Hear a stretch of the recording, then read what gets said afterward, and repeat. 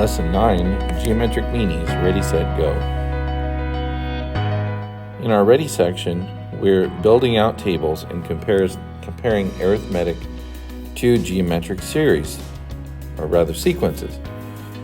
So most of these are fairly easy to start. I give you the first term. These are both starting at 3.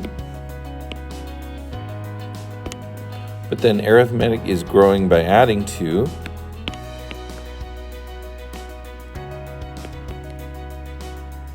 But the geometric is growing by multiplying by 2.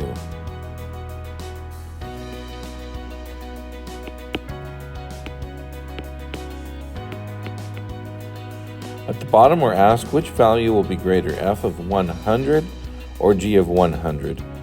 No need to calculate those, just look at what's gone on so far. Only the 5th term in, and look how much bigger the geometric is compared to the arithmetic. Quite a bit bigger. So g of 100 is going to be bigger because we're multiplying, and by the 5th term, it's already bigger. Our next sequence, we've got to decode these equations. This means to start at 4 and to go up by 10. This means to start at 256 and take half every time. So start at 4 and go up by 10s.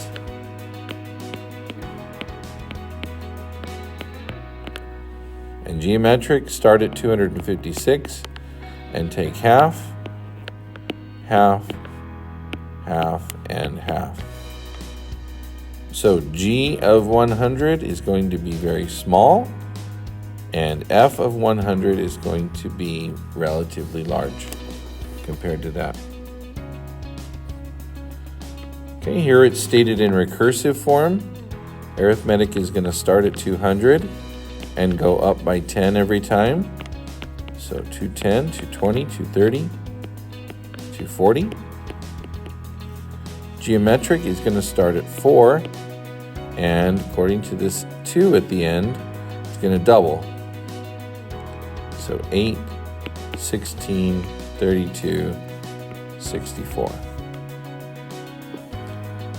It's going to grow quite large by the time you get to 100. So g of 100 is the winner on this one. Number 4, we're going to start at 100 and go down by 10. And on geometric, we're going to start at 1 and multiply by 3s. So 100 and go down by 10, 80. Geometric, start at 1 and triple it.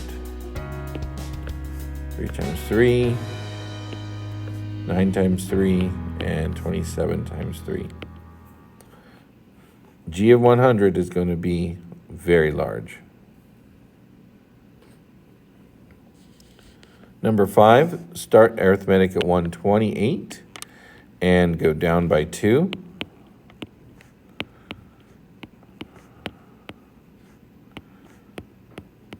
Geometric, start at 128 and go down by half.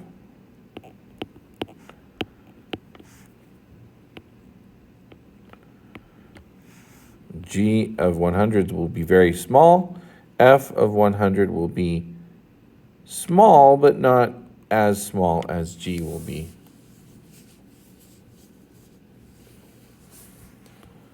So question number 6 asks us to look at all 5 of those tables and come up with a conclusion. Considering arithmetic and geometric sequences, would there ever be a time that a geometric sequence does not outgrow an arithmetic sequence in the long run as the number of terms in the sequence becomes really large? And the answer is yes. If you had a growing arithmetic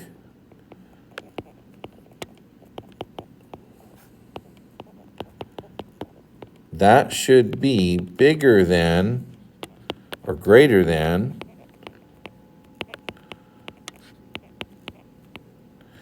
a decreasing geometric.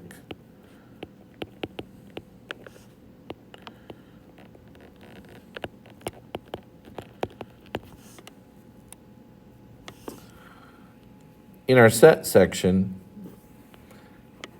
I'm going to present a different way to do this than we did it in the last video. So one way to figure out the R value is to think about jumping from the first number to the last number in one big jump. That would be 20 divided by 5. You would have to multiply 5 times 4 to get to 20. But remember, it takes 2 jumps to actually get there. So if we call each jump or multiplication R, then it's R to the second power that has to equal 4. It's the square root that simplifies that. The square root of R is, square root of R squared is R, and that is 2. Would negative 2 also work? Yes, it would work. But I'm just going to display the explicit for R is 2. That would be start at 5, multiply by 2 to the n minus 1. The recursive, we're going to start at 5. And f of n is going to be the previous times 2.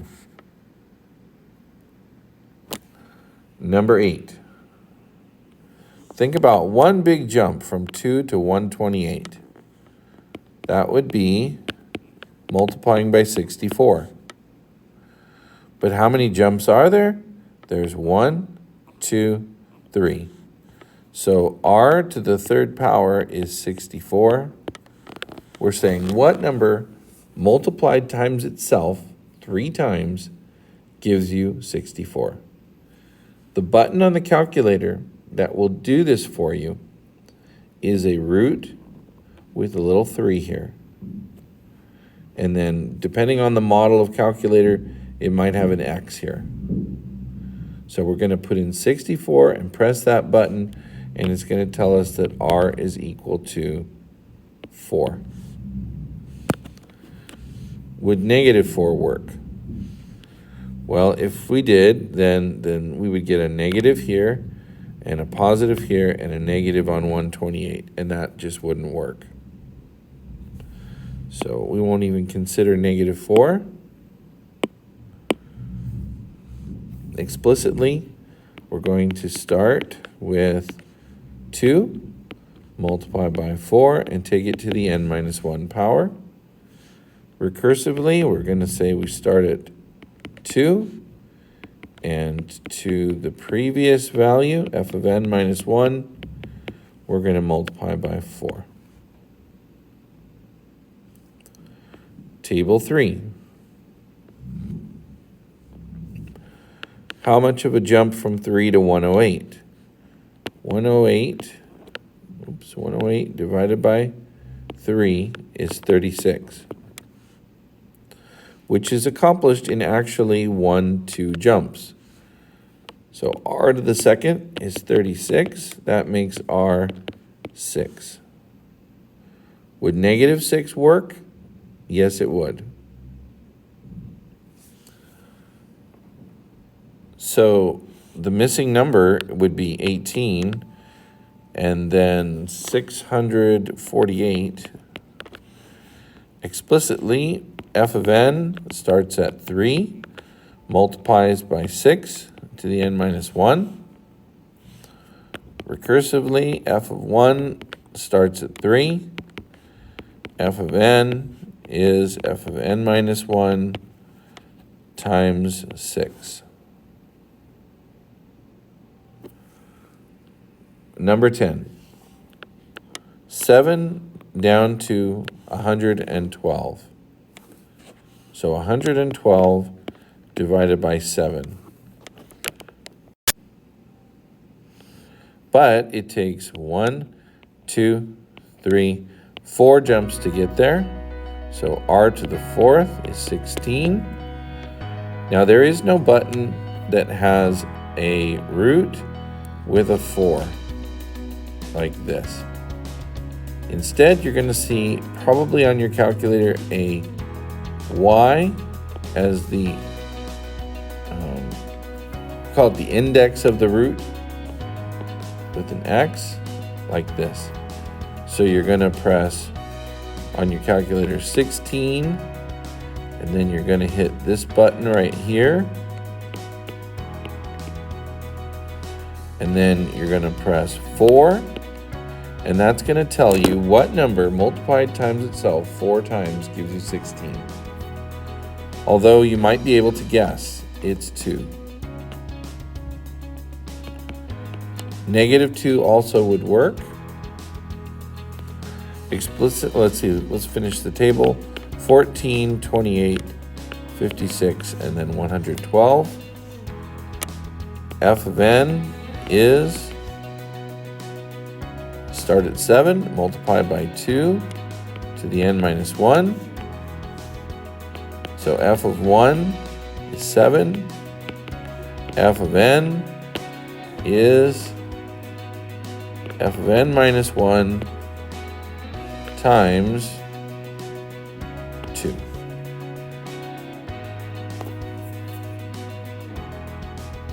Finally, our go section. We're going to write some geometric sequences and then compare them at the end. So we're going to do this explicitly. We're going to start at 13, multiply by 4, go to the n minus 1. F of n is going to start at 7, multiply times 1.05 to the n minus 1.